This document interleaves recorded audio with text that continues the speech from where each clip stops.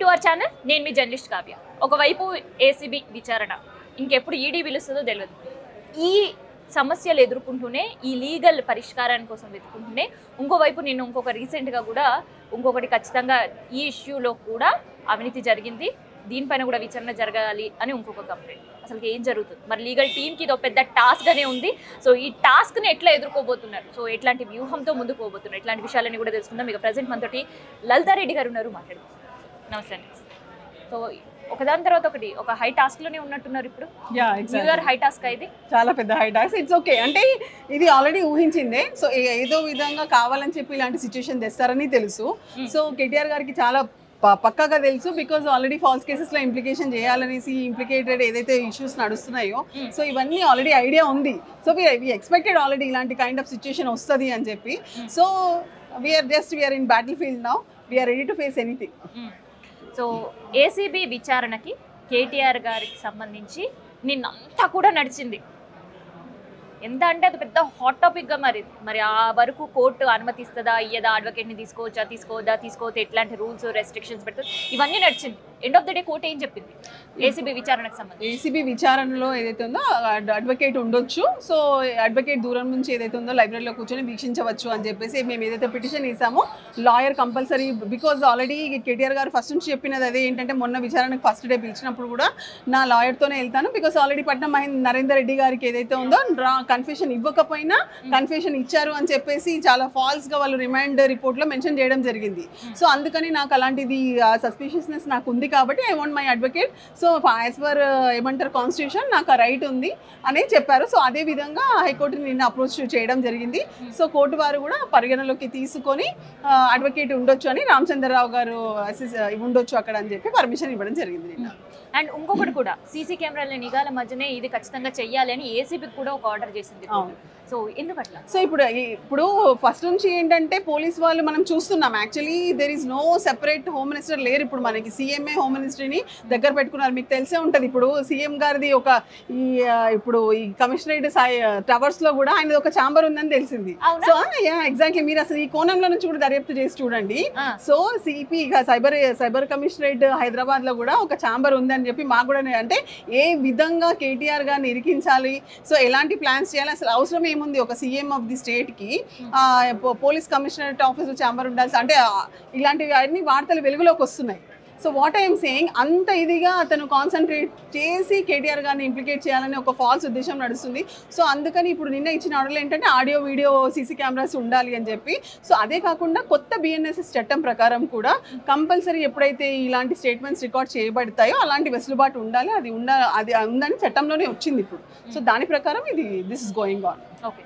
So సుప్రీంకోర్టులో కూడా అసలుకి ముందుగానే ప్రభుత్వం ఒక 4 అడుగులు వేసింది అనుకుంటారా?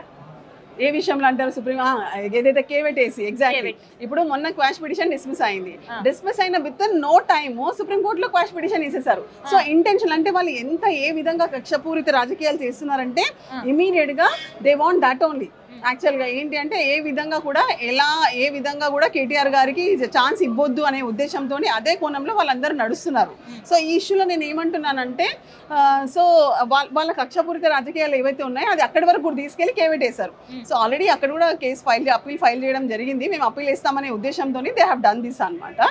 సో ఇట్స్ ఓకే, బట్ మాకు ఖచ్చితంగా నమ్మకం ఉంది, బికాజ్ ఏదైతే కంప్లైంట్ రిజిస్టర్ అయిందో కంప్లీట్లీ మీరు చూడండి, కంప్లైంట్ కంటెంట్స్ కానీ ఎఫ్ఐఆర్ కంటెంట్స్ కానీ ఏది కూడా అసలు అలాంటి అఫెన్స్ ఇది చేయట్లేదు. And there is no corruption, అసలు అలాంటిది లేదు, మనీ లాండరింగ్ లేదు. సో ఇందులో ఈడీకి కానీ ఏసీపీ కానీ అసలు ఇలాంటి ఛాన్సే లేదు. అన్నెసెసరీ కేసు లేని దాన్ని కేసుగా బనాయించి కేటీఆర్ గారిని ఇరికించారు. సో అదే విధంగా దానికి అనుగుణంగానే ఈరోజు మళ్ళీ నోటీసెస్ ఇవన్నీ నడుస్తున్నాయి, ఏసీబీ విచారణలు నడుస్తున్నాయి. బట్ కేటీఆర్ గారు రెడీగా ఉన్నారు, లీగల్ టీమ్ రెడీగా ఉంది, we're ready to face anything. అయితే రీసెంట్గా జరిగిన ఒక కేసు గురించి మనం మాట్లాడుతున్నాం. అల్లు అర్జున్ గారికి నోటీసులు సర్వ్ చేశారు, పిఎస్కి వెళ్ళినారు, ఉట్టిన అక్కడి నుంచి గాంధీ నుంచి సో ఇదంతా కూడా సినారియో చూస్తుంటే సో కేటీఆర్ విషయంలో కూడా సేమ్ అట్లే అవుతుందేమో అని ఒక ఆందోళనకర పరిస్థితి. అంటే ఇప్పుడు బీఆర్ఎస్ శ్రేణుల్లో ఒక టెన్షన్ వాతావరణం, వాళ్ళకి ఏం చెప్తారు హజార్డ్? ఇప్పుడు నిన్న కూడా కోర్టు ఖచ్చితంగా ఏమంటారు లాయర్ అసిస్టెన్స్ ఇచ్చారు, విచారణ చేసుకోవచ్చు అనేది. ఇప్పుడు మొన్న క్వాష్ పిటిషన్ డిస్మిస్ అయింది, దాన్ని ఏదో మెరిట్లో అట్లా డిస్మిస్ అయింది కాదు. అందులో ఓన్లీ 3 లైన్లు ఏంటి అంటే విచారణకి ఏదైతే ఉందో సమయం కావాలి కదా పోలీసులు వాళ్ళకి, సో విచారణ చేసుకోవచ్చు అనే కోణంలోనే ఉంది. సో అందుకనేసి ఏదైతే ఎంట్రన్స్ స్టే ఉందో అది ఏమంటారు వెకేట్ చేసుకుంటూ క్వాష్ పిటిషన్ ని క్లోజ్ చేశారు. So one or the other వే ఏంటంటే ఇలాంటి పర్టికులర్ కేసెస్లో వాళ్ళు విచారణ చేయాలి, ఫస్ట్ ఇన్వెస్టిగేషన్ మాత్రమే చేయాలి. ఈ అరెస్ట్లో అవన్నీ ఆ కోణంలో పోవద్దు. సో అందరూ భయాందోళనకు గురై అవ్వాల్సిన అవసరమే లేదు. పోలీస్ వాళ్ళు ఇలాంటి కేసెస్లో చేయాల్సింది విచారణనే, మొత్తం విచారణ చేసిన తర్వాత రియల్గా అలాంటిది ఏమైనా ప్రూఫ్స్ వచ్చి ఆధారాలు వస్తే తర్వాత వాళ్ళు లాస్ట్లో అలాంటి స్టెప్ తీసుకోవాలి. సో మాకేంటంటే అట్లీస్ట్ ఇప్పుడన్నా ఏసీబీ వాళ్ళు అలాంటి ప్రొసీజర్ని ఫాలో అవుతారు. ఓన్లీ ఇన్వెస్టిగేషన్ చేసి ఏదైతే ఉందో ఇప్పుడు ఈరోజు కేటీఆర్ గారి స్టేట్మెంట్స్ ఉన్నాయి, ఇప్పుడు కొన్ని డాక్యుమెంట్స్ అసలు వాళ్ళు డాక్యుమెంట్స్ ఇవ్వాలి కేటీఆర్ గారికి. ఇంతకుముందు కూడా మేము మొన్న ఫస్ట్ అపియరెన్స్ రోజు లెటర్ ఇచ్చాము, మీ దగ్గర ఉన్న డాక్యుమెంట్స్ ఇవ్వండి, because government is only the custodian of the ఏమంటారు all documents. It is not a individual game కదా, ఇండివిజువల్ పర్సనల్ గేమ్, పర్సనల్ ఏదో కండక్ట్ చేసిన గేమ్ కాదు అది. గవర్నమెంట్ తరఫు నుంచి ఒక గేమ్, ఒక మంచి స్పోర్టింగ్ ఈవెంట్ ని కండక్ట్ చేయడం జరిగింది. దానికి సంబంధించిన ప్రతి పేపర్ వాళ్ళ దగ్గరే ఉంది. సో ఇప్పుడు ఆ పేపర్స్ అన్ని కూడా కేటీఆర్ గారికి వాళ్ళు ఇవ్వాలి యాక్చువల్గా. ఏ కేసు గురించి ఏంటి, అసలు ఏమంటున్నారు, వాళ్ళ అలిగేషన్స్ ఏంటి, సో ఆ డాక్యుమెంట్స్ అన్ని మరి ఈరోజు కేటీఆర్ గారికి ఇస్తారనేసి మేము భావిస్తున్నాం. సో ఇంకోవైపు ఈడీ, సో ఈడీ విచారణ కూడా ఎప్పుడైతుందో ఏంటి అనేది కూడా ఒక కన్ఫ్యూజన్లో ఉంది. ఫస్ట్ ఆఫ్ ఆల్ నేను ఏమంటున్నానంటే మనకి అసలు when there is no corruption. Corruption అంటే ఏంటంటే ఎవరికైనా బ్రైబ్ ఇవ్వడం, బ్రైబింగ్ ఛార్జెస్ ఉండాలి. కరప్షన్ అంటే పర్సనల్ గెయిన్ కోసం ఏదైనా జరగాలి.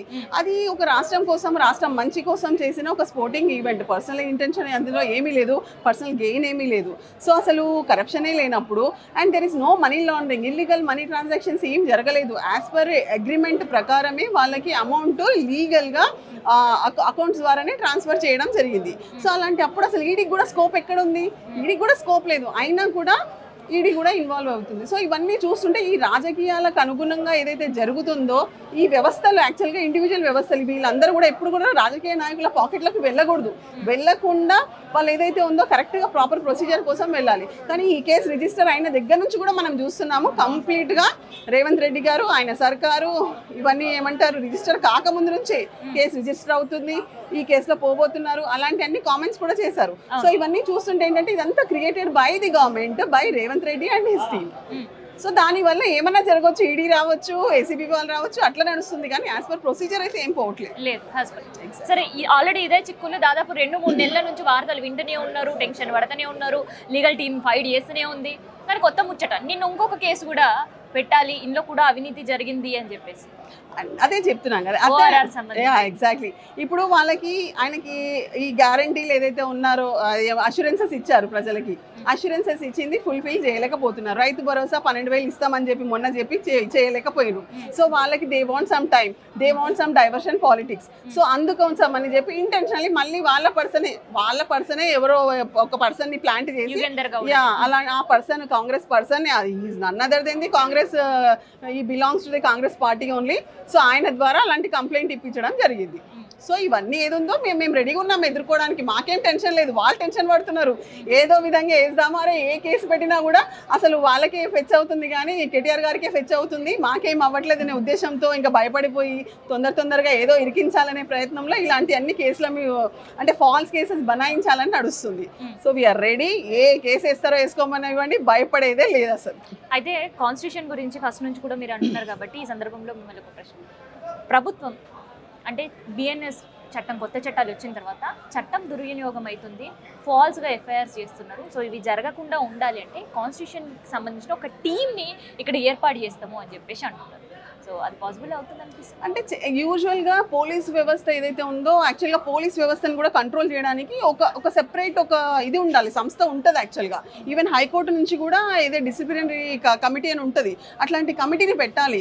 ఇప్పుడు ఏమవుతుందంటే మీరు చూడండి ఇలాంటి కేసెస్లో ఏమవుతుందంటే ఈవెన్ పోలీస్ వాళ్ళు కూడా పాపం వాళ్ళ పైనుంచి ప్రెజర్, గవర్నమెంట్ ఇప్పుడు అథారిటీ సీఎంఓ ఆఫీస్ నుంచి ప్రెజర్ వచ్చినప్పుడు మేము చాలా కేసెస్ ఇప్పుడు కార్యకర్తల మీద కానీ సోషల్ మీడియా మీద పడ్డప్పుడు చాలా టైమ్స్ పోలీస్ స్టేషన్కి వెళ్ళి మేము ఏంటి అసలు ఇది ఏముందని ఇట్లాంటి కేసు ఎట్లా రిజిస్టర్ చేశారు, why can't you at least register చేసినా కూడా 41 నోటీస్ ఎందుకు ఫాలో కావట్లేదు అని మేము అడిగిన సందర్భాల్లో ఏం చేయాలండి మాకు పైనుంచి ప్రెషర్, సీఎంఓ ఆఫీస్ నుంచి ప్రెషర్. సో ఇలాంటి టాక్స్ వస్తున్నాయి. యాక్చువల్లీ వీళ్ళందరినీ ఒక డిసిప్లినరీ కమిటీ ఉంటుంది.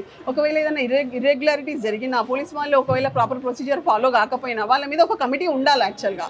సో ఆ కమిటీని పెట్టాలి, కాన్స్టిట్యూషనల్ కమిటీ అనేది రావాలి. నాట్ ఓన్లీ దట్, అసలు ప్రతి స్టేట్కి అట్లాంటి ఒక కాన్స్టిట్యూషనల్ కమిటీ ఉండి ఇట్లాంటి అన్ని ఇప్పుడు ప్రతీకార కాంక్షతో ఏదైతే ఉందో రివెంజ్ కోసము పవర్ని మిస్యూజ్ చేసి, గవర్నమెంట్ అథారిటీస్ని మిస్యూజ్ చేసి, ఇంతమంది పోలీస్ వాళ్ళ సమయాన్ని ఏదైతే ఉందో దుర్వినియోగం చేసి 100 కొద్ది పోలీస్ వాళ్ళని ఇప్పుడు ఇన్స్టాల్ చేసి, ఇవన్నీ అవసరం ఏముంది? ఒక ఫాల్స్ కేసు కోసం, ఒక ఫాల్స్ కేసుని ఏదో కరెక్ట్ కేసు అని ప్రూవ్ చేయడానికి ఈ ప్రయత్నాలు ఏదైతే జరుగుతుందో ఇదంతా తప్పు.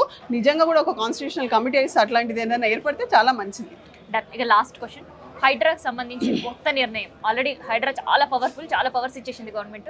దాని కాకుండా ఇంకా అదనంగా పిఎస్లు కూడా ఏర్పాటు చేసుకునే వెసులుబాటు వాళ్ళకి ఇచ్చింది. సో ఎట్లా ఉండబోతుంది నిజంగా హైడ్రా పిఎస్లు విపరీతంగా ఎస్టాబ్లిష్ కనుక అయితే? అంటే ఇప్పుడు ఈ లాస్ట్ ఒక 60 years నుంచి గవర్నమెంట్ కాంగ్రెస్ పార్టీనే పరిపాలించింది కదా. ఆ పరిపాలించిన టైంలో ఇప్పుడు ఈ 2 టర్మ్స్ నుంచి వచ్చిన పర్మిషన్స్ కాదు పాపం ఇప్పుడున్న ప్రజలందరూ ఇల్లులు కట్టుకొని ఉన్నది. ఆ కాంగ్రెస్ హయాంలో అప్పటి ఉన్న గవర్నమెంట్ అఫీషియల్స్ వాళ్ళందరూ ఇచ్చిన పర్మిషన్స్ ప్రకారమే ప్రజలందరూ కట్టుకొని ఉంటున్నారు. సో కట్టుకొని ఉంటున్నదాన్ని ఒక హైడ్రా అని చెప్పి తీసుకొచ్చి, ఒక మూసీ ప్రాజెక్ట్ అని తీసుకొచ్చి ప్రజలందరినీ భయాందోళనకు గురి చేసి, ఈ హైడ్రా అయితే అసలు దానికి ఒక ప్రాపర్ ఇదే లేదు, అసలు అథెంటికేషన్ లేకుండా, ఆర్డినెన్స్ లేకుండా తర్వాత ఆర్డినెన్స్ తీసుకున్నారు. ఎప్పుడైతే మేము చాలా కంటిన్యూస్ గా వివర్ లైక్ మేము స్టార్ట్ చేసాము, అసలు ఆర్డినెన్స్ లేదు, ఇది ప్రాపరే కాదు అని అన్నప్పుడు తర్వాత వెళ్ళి తీసుకున్నారు. అప్పటికే ఎన్నో 100 ఇల్లు కూలగొట్టడం జరిగింది. సో ఏంటి అంటే ఆ హైడ్రా వల్ల ప్రజలను భయభ్రాంతులకు గురి చేసి, ఆ హైడ్రా వల్ల ఇప్పుడు ఏదైతే బిల్డర్స్ ఉన్నారో పెద్ద పెద్ద బిల్డర్స్ ని కొంచెం భయాందోళనకు గురి చేస్తే వాళ్ళకి వచ్చే ఇన్కమ్ స్టార్ట్ అయిపోతుంది కదా. సో ఇదంతా ఏంటి అంటే one way or the other way they want money, they want to frighten the people, they want to frighten the ఏమంటారు బిల్డర్స్ కానీ అట్లంతా రియల్ ఎస్టేట్ వాళ్ళందరినీ ఇది చేసుకొని ఏదో విధంగా వాళ్ళు గెయిన్ పొందడానికి చేస్తున్నది ఇది. సో ఇప్పుడు మళ్ళీ హైడ్రాకి పోలీస్ స్టేషన్స్ పెట్టడము ఇవన్నీ చూస్తుంటే నిజంగా కూడా తెలంగాణ ఎక్కడికో పోతుంది. చాలా కష్టము. ప్రజలందరూ ఇంకా ఏమంటారు ప్రాబ్లమ్స్లోకి గురవుతారు ఇట్లాంటిది నిజంగా జరిగితే. బికాస్ ఒక హైడ్రా వల్ల అలా అయింది. ఇప్పుడు వాళ్ళకు ఒక సెపరేట్ పోలీస్ స్టేషన్స్ కూడా వస్తే వాళ్ళు ఇంకా అరాచకాలు మొదలు పెడతారేమో. సో అలాంటి సిచ్యువేషన్లో చాలా కష్టం అవుతుంది. అయితే ఇల్లు కూల్ చేసే మాట ఒక్కసారి మనం పక్కన పెడితే, నిజంగా వాళ్ళకి కనుక పవర్ ఇచ్చి పిఎస్లు పెడితే, ఒక కంప్లైంట్ ఎవరైనా ఇచ్చి ఉంటే కంప్లైంట్ ఇస్తే దానిపైన ఇన్వెస్టిగేషన్ ఎట్లా జరిగే అవకాశం ఉంటుంది? అంటే ఇవన్నీ వాళ్ళే ఆలోచించుకోవాలి. మళ్ళీ దానికి ఒక యాక్ట్ పెడతారా? కొత్త యాక్ట్ పెట్టాలి. అసలు హైడ్రాకి పోలీస్ స్టేషన్స్లో పెట్టడం ఏంటి? ఏ విధంగా ఏం చట్టం తీసుకొస్తున్నారు? మరి అలాంటి చట్టాన్ని ఏదన్నా అసెంబ్లీలో కానీ క్యాబినెట్లో కానీ పెట్టి ఏమన్నా ఆమోదం తీసుకున్నారా? There are so many procedures actually. అట్లే అదే కదా ఎఫ్ఐఆర్ ఏ విధంగా చేస్తారు? In what way they are proper authenticated? అంటే ఒక అథారిటీనా అది? అసలు ఏం చేయబోతున్నారు? మరి దానికి ఏం రాబోతుంది? So we have to see so many things. So నిజంగా ఒక హైడ్రా వచ్చినప్పుడు ఆల్రెడీ ఒక మున్సిపాలిటీస్ యాక్ట్ ఉంది, హెచ్ఎండి వాట్ ఎవర్ హెచ్ఎండిఏ ఉంది, జిహెచ్ఎంసీ ఇవన్నీ యాక్ట్స్ ఉన్నాయి. మరి అవన్నీ ఎక్కడ పోతాయి? వాళ్ళందరినీ సూపర్ సీడ్ చేసుకుంటూ ఈ హైడ్రా వచ్చేస్తుందా? So there are many questions. ఒక అనాలోచిత కార్యక్రమాలు ఏదేదో ప్లాన్లు వేసుకుంటూ అసలు ప్రజాపాలన అనుకుంటూ ప్రజలని అంటే భయాందోళనకు గురి చేస్తూ ఎన్ని అరాచకాలు చేస్తున్నారంటే అసలు ఏమైపోతుందో తెలంగాణ రాష్ట్రం అనే పరిస్థితికి వచ్చింది ఈరోజు అసలు. సో ఇదనమాట కేటీఆర్ లీగల్ టీమ్కి సంబంధించి వాళ్ళు ఎట్లా ముందుకు పోతున్నారు అండ్ దాంతోపాటు హైడ్రా ఇష్యూలో ఇప్పటివరకు గవర్నమెంట్ తీసుకోలేకపోయిన చర్యలకు సంబంధించిన ఇన్ఫర్మేషన్.